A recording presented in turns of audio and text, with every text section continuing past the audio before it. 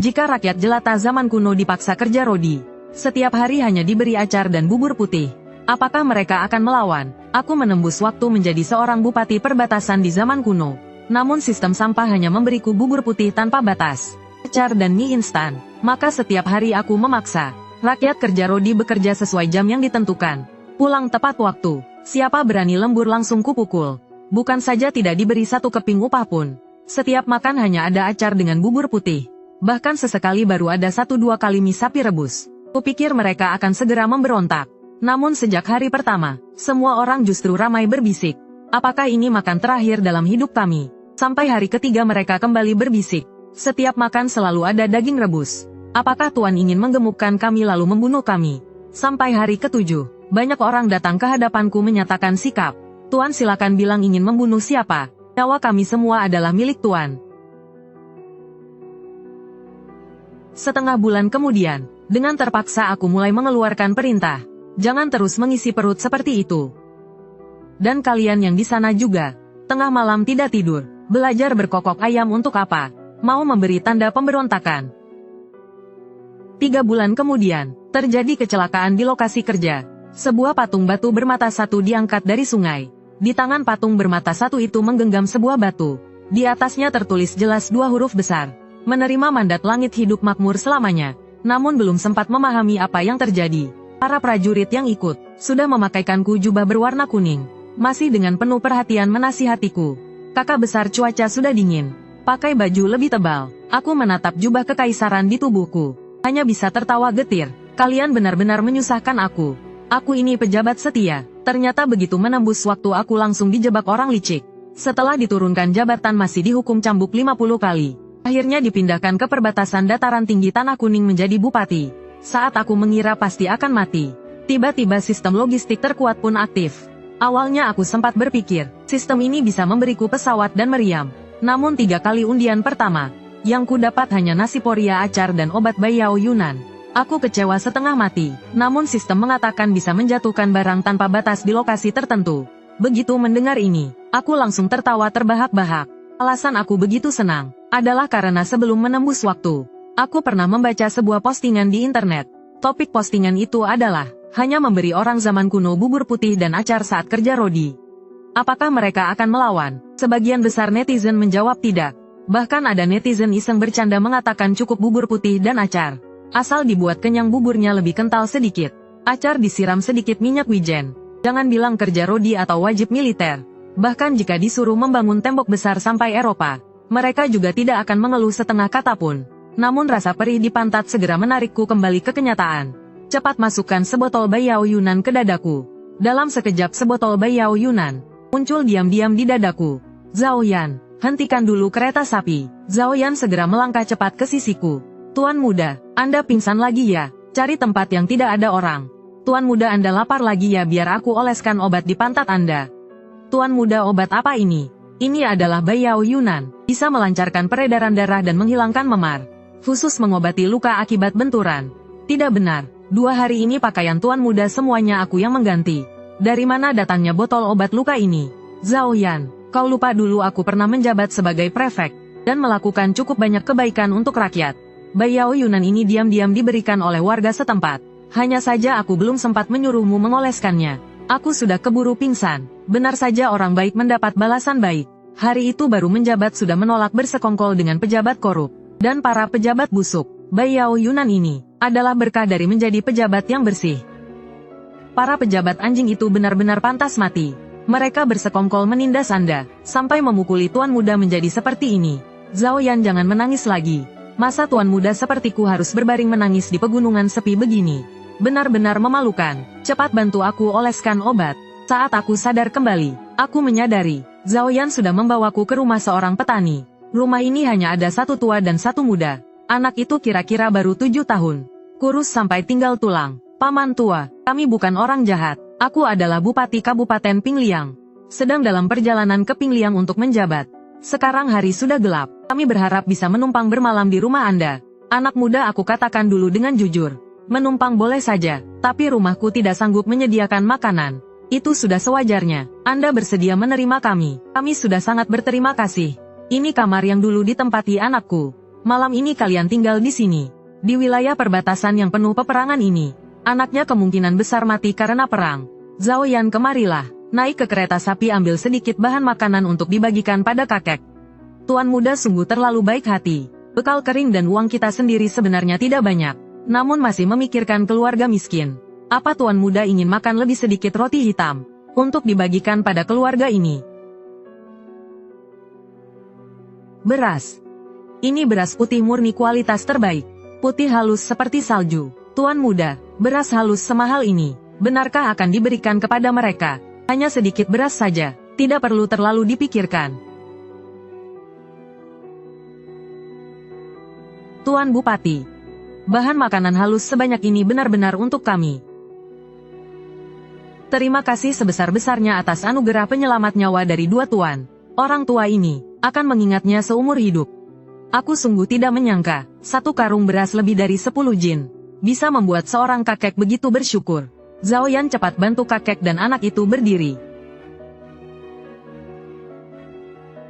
Tuan muda kami berhati sangat baik, dan justru karena itu dia dijebak orang jahat, diturunkan jabatan dan dipindahkan ke Pingliang. Seorang pria sejati tidak mengungkit masa lalu. Jangan bahas hal itu lagi. Bantu aku masuk ke dalam untuk beristirahat sebentar. Paman tua, tolong panaskan sedikit air. Tuan silakan tenang, aku akan mengatur semuanya dulu dengan baik.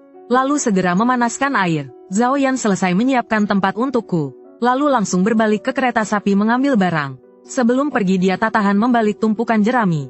Namun selain rumput kering tidak ada apa-apa. Hatinya dipenuhi keraguan. Saat berangkat dari kediaman kota Yangjiang, dalam barang bawaan jelas tidak ada beras halus dan bayao Yunan. Sebenarnya dari mana barang-barang ini milik tuan muda? Mungkinkah ada orang mulia yang diam-diam membantu? Namun dulu tuan muda hanya menolong orang miskin. Dari mana mereka bisa punya beras halus dan obat luka sebaik itu? Sekitar waktu 1 cangkir teh, kakek Liu membawa 2 mangkuk bubur panas masuk. Ini bubur yang dimasak dari beras yang tuan berikan. Walau rumah kami kekurangan bahan makanan, namun buburnya dimasak sangat kental. Sedangkan mangkuk kakek dan cucu begitu encer sampai bisa bercermin. Zhao Yan mengangkat mangkuk dan menyuapiku bubur. Aku minum 2 suap lalu merasa hambar. Bubur ini agak hambar. Di sudut kanan bawah tumpukan jerami di kereta sapi ada beberapa bungkus acar fuling. Zhao Yan pergi ambil untuk dimakan bersama. Di kereta sapi mana mungkin ada barang seperti itu? Yang tuan katakan tentang acar apakah hanya mimpi? Pergi lihat saja maka kau akan tahu. Zhao Yan terpaksa meletakkan mangkuk lalu berjalan ke arah kereta sapi. Detik berikutnya dia terpaku di tempat. Di bawah tumpukan jerami benar-benar ada beberapa bungkus acar berkemasan merah. Ini benar-benar seperti bertemu hantu. Aku merobek 1 bungkus acar dan menuangkannya ke mangkuk buburku. Lalu menyisakan 1 bungkus untuk Zhao Yan.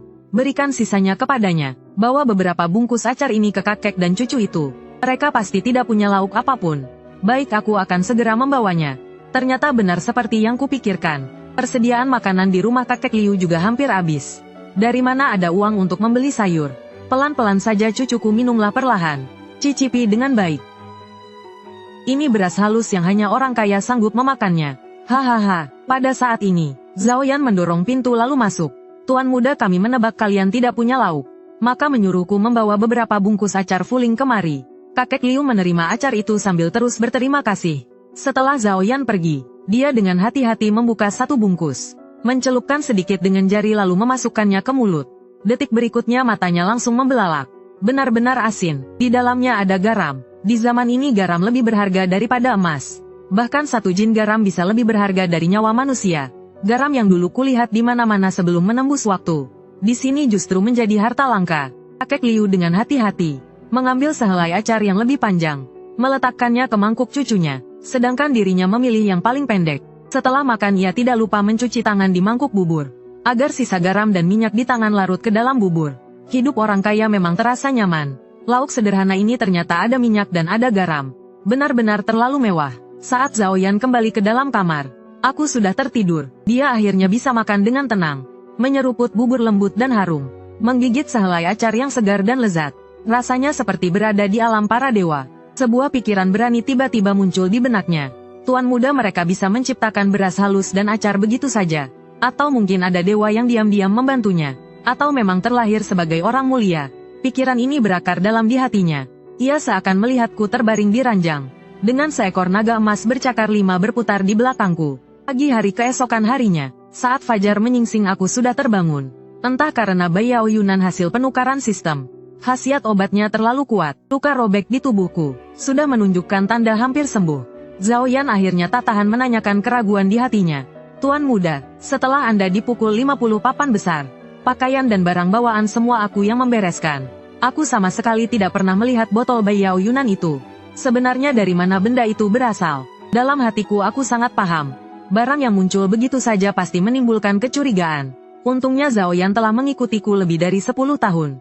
Sangat setia, namun meski begitu, aku tetap tidak bisa menceritakan soal sistem kepadanya. Sekalipun diceritakan dia juga tidak akan mengerti.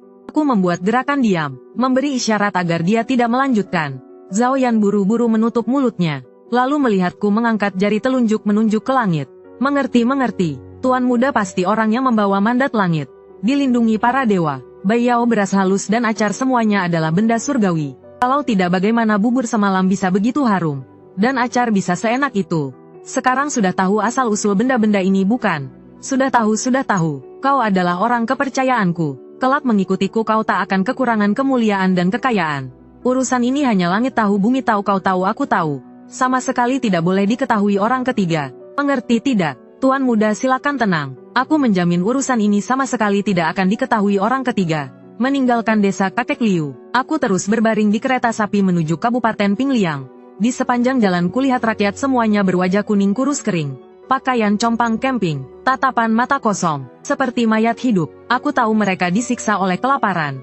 Ditambah penyakit yang menggerogoti hingga kehilangan harapan.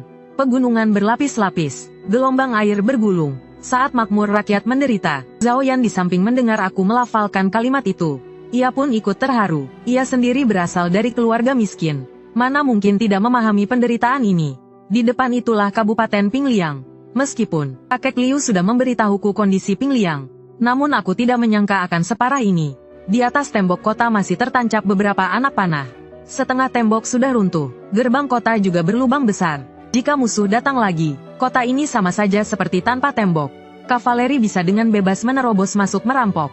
Aku menghela napas panjang, lalu kembali duduk di kereta sapi. Masuk ke dalam kota untuk melihatnya. Zhao Yan mengemudikan kereta perlahan menarikku masuk ke kota kabupaten.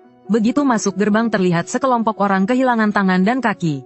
Wajah pucat lesu berjongkok di dalam gerbang kota. Setengah tahun lalu tempat ini pernah dilanda perang. Kupikir mereka semua adalah orang cacat yang tertinggal sejak saat itu. Aku benar-benar tidak mengerti. Dengan hidup sesulit ini, bagaimana para penyandang cacat ini bisa bertahan hidup? Awalnya orang-orang ini menatap kami dengan waspada. Melihat kami bukan kaum asing, mereka pun sedikit mengendurkan kewaspadaan. Seorang wanita dengan wajah penuh luka kehilangan 3 jari, berlutut jatuh di depan kereta sapi. Memohon kepada Tuan, tolong beri kami sedikit makanan. Dengan dia sebagai pemimpin, orang-orang lain juga mengerumuni dan menghalangi jalan. Berlutut meminta sesuap makanan. Aku hendak mengambil sedikit bahan makanan dari tumpukan jerami untuk dibagikan. Kalian semua minggir. Begitu kata-kata itu terucap, kerumunan itu otomatis membuka jalan. Seorang pria berpakaian compang camping melangkah keluar. Rambutnya kusut tak terurus, menutupi hampir setengah wajahnya. Di pinggang kirinya tersampir sebilah golok, berkarat penuh cacat dan geripis. Terlihat sangat mengganggu. Aku membuka mulut bertanya, apakah kau pemimpin mereka? Siapa namamu? Aku bukan pemimpin apapun. Mereka hanya takut pada golok rusak di tanganku ini. Jika Tuan berkenan, mohon beri kami kaum cacat sedikit bahan makanan. Sebenarnya aku memang berniat memberi mereka sedikit makanan. Maka aku mengulurkan tangan ke tumpukan jerami. Kulihat orang-orang ini meski cacat, namun sangat menjaga aturan. Pasti berkat jasamu. 2 karung bahan makanan ini ambil dan bagikan kepada semua. Pria bersenjata golok itu, tak menyangka aku sendiri yang menyerahkan bahan makanan kepadanya. Para dermawan yang pernah ia temui sebelumnya, tatapannya selalu penuh penghinaan. Makanan dilempar ke tanah seperti memberi makan anjing. Ia menerima bahan makanan itu. Orang-orang di sekeliling langsung berulang kali mengucap terima kasih. Ia mencoba mengangkat 2 karung itu. Paling tidak beratnya 30-40 jin. Hematlah saat memakannya. Cukup untuk mereka makan 2 kali. Kau bagikan semua ini kepada semua orang. Perempuan itu membuka karungnya. Seketika terpaku. Ini adalah beras halus. Pria yang membawa golok itu mengira dirinya salah dengar. Perempuan itu mengulurkan karung ke depan wajahnya. Ia melihat jelas beras putih bersih di dalamnya. Seketika ia terdiam kaku. Ia refleks ingin meraba, namun melihat tangannya yang hitam kotor. Ia takut mengotori bahan makanan. Dengan cepat menarik kembali tangannya. Beras halus ini benar-benar diberikan kepada kami. Aku mengangguk pelan, lalu menghadap orang-orang cacat di sekitar dan berkata lantang. Aku adalah bupati baru kabupaten ini, Sun Wenxian. Mulai besok, aku akan memerintahkan kantor pemerintah membuka gudang pangan untuk menyalurkan bantuan bagi rakyat yang tertimpa bencana. Begitu kata-kata itu selesai, kerumunan langsung meledak dengan sorak-sorai menggema. Hidup bupati! Aku mengayunkan tangan, menyuruh semua orang berhenti berteriak. Siapa namamu? Bisakah kau membawaku ke kantor kabupaten? Margaku Sun urutan ke-7 di keluarga. Semua orang memanggilku Sun Qi. Setelah berkata demikian ia langsung mengambil tali kekang sapi dari tangan Zhao Yan. Menuntunku dan Zhao Yan menuju kantor kabupaten. Semakin masuk ke dalam kota kabupaten, hatiku semakin terkejut. Sepanjang jalan, yang terlihat hanyalah tembok runtuh dan bangunan hancur, rusak parah. Rakyat di dalam kota yang masih utuh tangan dan kakinya, walau tidak cacat seperti orang-orang di gerbang kota, namun di mata mereka juga tidak ada sedikit pun harapan. Suram dan kelabu, Sun Qi seolah melihat isi hatiku, lalu menoleh ke rakyat di pinggir jalan dan berteriak lantang. Istana Kekaisaran tidak pernah melupakan kita. Bupati baru sudah tiba. Bupati berkata mulai besok gudang akan dibuka dan beras dibagikan untuk membantu kami para korban bencana. Kata-katanya seperti seberkas cahaya, menyinari mata rakyat yang gelap. Dalam sekejap muncul kembali cahaya di wajah mereka. Setelah berjalan beberapa langkah, kami tiba di depan sebuah bangunan. Di depan pintu terdapat sebuah genderang kulit sapi yang terkelupas. Sekilas terlihat, inilah kantor kabupaten. Sun Qi langsung melompat ke depan genderang. Dengan tangan kiri yang masih utuh memukul keras genderang itu. Sambil berteriak keras, saudara-saudari tua dan muda, istana telah mengirimkan bupati. Tuan besar sudah tiba. Tak lama kemudian, seorang pria setengah baya mengenakan pakaian algojo yang lusuh, membawa 3 orang berlari tergesa keluar dari kantor. Algojo yang memimpin berlari dengan penuh emosi ke depan Sun Qi. Dengan cemas bertanya, Sun Qi, apa yang baru saja kau katakan? Apakah istana benar-benar mengirim bupati baru? Sun Qi menunjuk ke arahku di atas gerobak sapi, sambil berkata lantang tuan besar itu adalah bupati baru Kabupaten Pingliang. Meng Yu mengikuti arah tunjukannya dan menoleh. Dengan cepat menuruni anak tangga. Dengan suara keras berlutut di samping gerobak sapi. Sambil menangis berkata, Tuan besar, akhirnya Anda datang. Istana akhirnya tidak melupakan rakyat Kabupaten Pingliang. Aku segera membungkuk membantu dia berdiri. Sambil berkata dengan lembut, berdirilah lalu bicara. Aku baru saja menjabat, masih belum memahami keadaan di kabupaten. Kau ceritakan perlahan saja. Meng Yu mengusap air mata. Dengan suara tersendat berkata, Kabupaten Pingliang meski terpencil dan jauh, setengah tahun lalu masih ada lebih dari 50.000 orang. Namun setelah bencana salju es dan penjarahan musuh, jumlah orang yang tersisa sekarang, ku khawatir bahkan belum mencapai 20.000 orang. Dia berhenti sejenak, nada suaranya semakin berat, bahkan bupati sebelumnya dan penasihatnya, karena sifat mereka yang lurus dan tegas, lebih memilih mati daripada tunduk. Akhirnya semuanya gugur demi negara. Setelah pasukan musuh mundur, akulah yang diam-diam kembali, mengumpulkan jenazah 2 orang tuan itu lalu menguburkannya. Mendengar sampai di sini, aku dan Zhao Yan sama-sama merinding. Kulit kepala terasa kesemutan. Meng Yu mengangkat kepala menatapku. Di matanya tersirat sedikit harapan. Dengan hati-hati bertanya, Tuan, kapan pasukan perbatasan dan perbekalan bantuan dari istana akan tiba? Dalam hati aku tersenyum dingin. Melalui ingatan tubuh lama ini, aku sudah lama tahu negara Chen ini telah membusuk. Terutama setelah Perdana Menteri Li Qiqiansong berkuasa. Istana dibuat kacau balau olehnya. Para pejabat yang dikendalikannya lebih busuk dari manusia. 3 adipati 9 menteri sudah tidak seperti 3 adipati 9 menteri. Sistem 9 peringkat juga tidak lagi seperti 9 peringkat. Asal ada uang, bahkan jabatan pejabat peringkat 1 pun bisa dibeli. Saat ini di istana selain segelintir pejabat berintegritas, sebagian besar sisanya adalah orang kepercayaan yang diangkat Yan Song. Korupsi dan kebobrokan sudah sangat parah. Orang berwawasan melihatnya saja sudah merasa sakit hati. Aku berkata dengan dingin, lebih dari setengah tahun telah berlalu. Para pejabat korup di istana, bahkan 1 prajurit pun belum pernah mereka kirim. Kalian masih berharap pada mereka? Dia terdiam sejenak, nada suaranya semakin berat. Bahkan bupati sebelumnya dan penasihatnya, karena watak mereka yang lurus, lebih memilih mati daripada tunduk. Akhirnya juga gugur demi negara, dipenggal oleh para perampok. Kepalanya dipasang di tiang tinggi untuk dipertontonkan. Setelah pasukan musuh mundur, akulah yang diam-diam kembali, mengumpulkan kepala 2 orang tuan itu lalu menguburkannya. Mendengar sampai di sini, aku dan Zhao Yan sama-sama merinding. Kulit kepala terasa mati rasa. Meng Yu mengangkat kepala menatapku.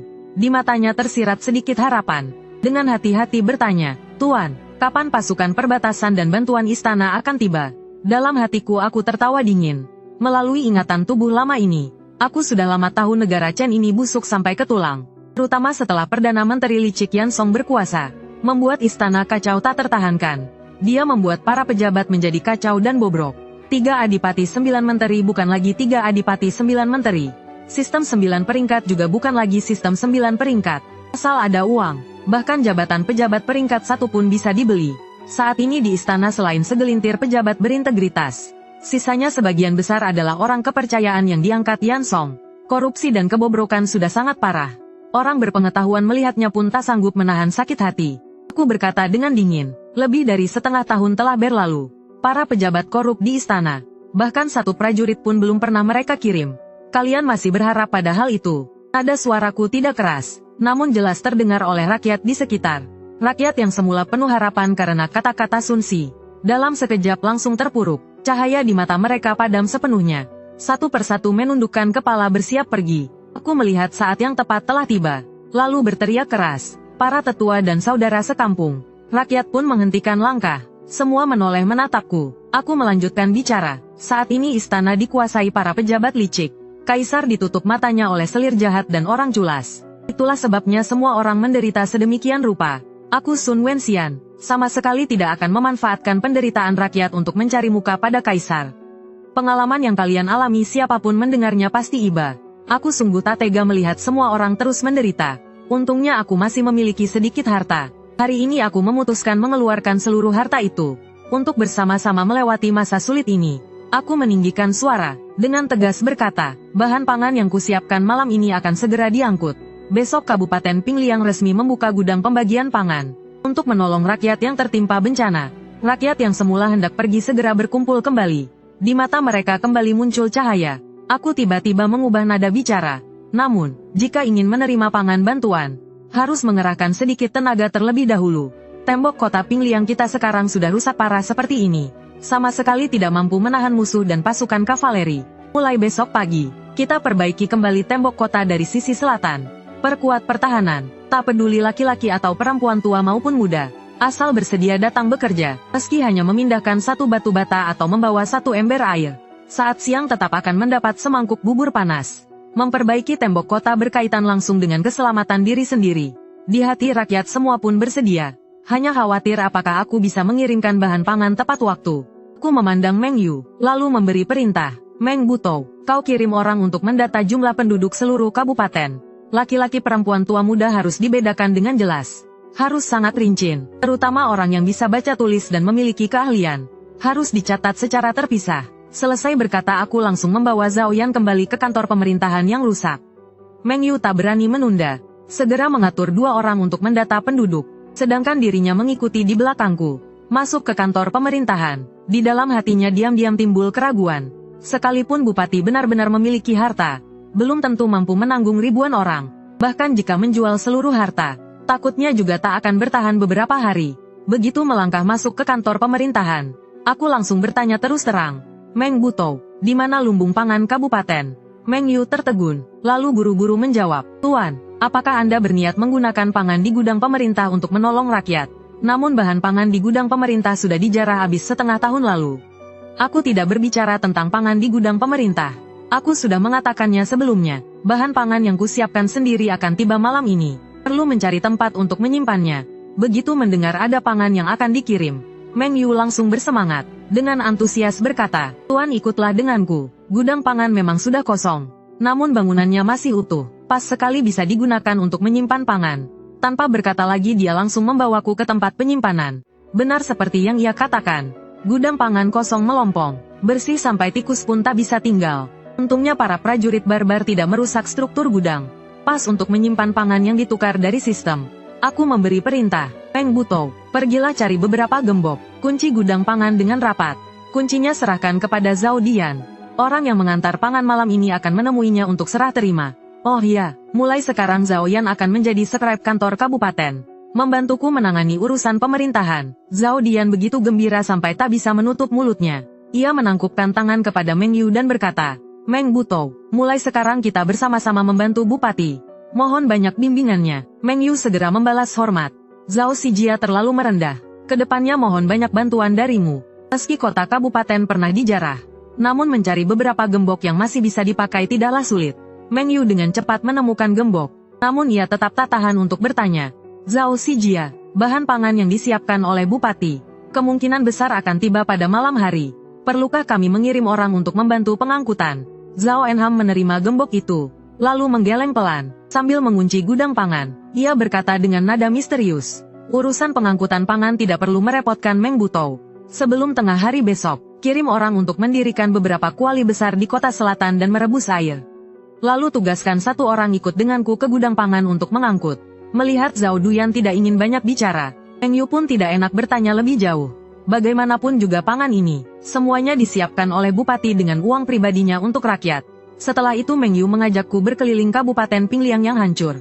Berkeliling sekali, setelah satu sore melakukan peninjauan, aku sudah memahami gambaran umum kondisi seluruh kabupaten. Awalnya aku mengira setelah menjabat, akan membereskan dulu para tuan tanah dan penindas, lalu membagi kembali tanah mereka. Namun setelah berkeliling baru kusadari, di kabupaten ini sama sekali tidak ada orang kaya.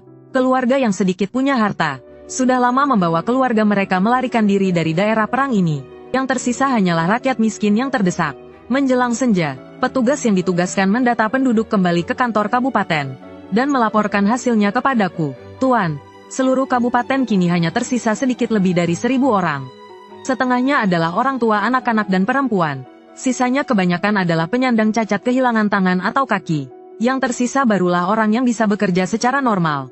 Pandai besi, tukang kayu, tukang batu yang memiliki keahlian. Jumlahnya hanya tersisa lebih dari 20 orang. Orang yang bisa membaca dan menulis lebih sedikit lagi. Dari lebih 180 orang hanya ada beberapa saja. Aku diam-diam menghela napas. Di abad ke-21 yang paling langka adalah talenta. Namun di zaman feodal ini, yang paling langka bukan hanya talenta, tetapi juga jumlah penduduk yang masih bisa bekerja. Pagi hari keesokan harinya, saat fajar baru menyingsing, aku membawa Zhao Duyan dan 5 orang penangkap yang tersisa di kantor. Dengan peralatan menuju ke bawah gerbang selatan kota. Awalnya kupikir setelah kemarin mengumumkan pembagian pangan, demi keselamatan diri mereka sendiri, rakyat akan berbondong-bondong datang ikut memperbaiki tembok. Namun setibanya di gerbang selatan baru kusadari, yang datang sebagian besar adalah penyandang cacat dipimpin oleh Sun Si. Pemuda sehat yang utuh hanya sekitar 20 orang. Aku segera memahami alasannya. Bencana perang setengah tahun lalu hampir merampas habis seluruh bahan pangan rakyat.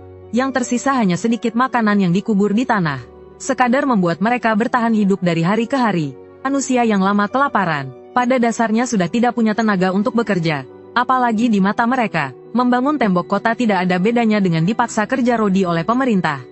Tentu saja tidak mungkin ada sedikit pun minat.